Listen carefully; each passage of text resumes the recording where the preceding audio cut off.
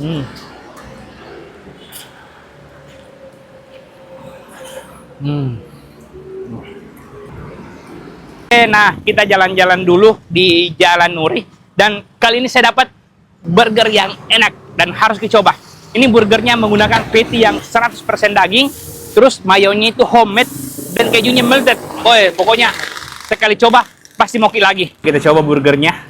Ini burger yang isi patty-nya itu 100% daging. Oh, bismillah.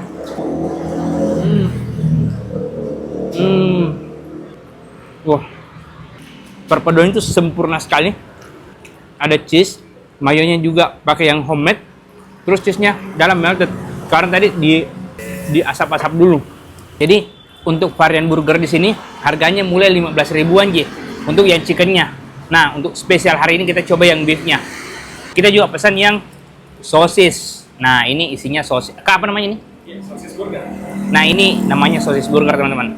Jadi dalamnya itu ada potongan sosis, ada beefnya, ada seladanya juga, dan yang spesial karena seladanya masih berakar-akar, jadi masih segar. Ini seladanya segar sekali, cuy. Itu kita juga pesan yang best sellernya. Di sini ada scramble. Jadi dalamnya itu ada telur, beefnya, beef patty-nya yang katanya 100% daging, dan pastinya seladanya yang super segar. Oh. Wah. Ini mantap sekali.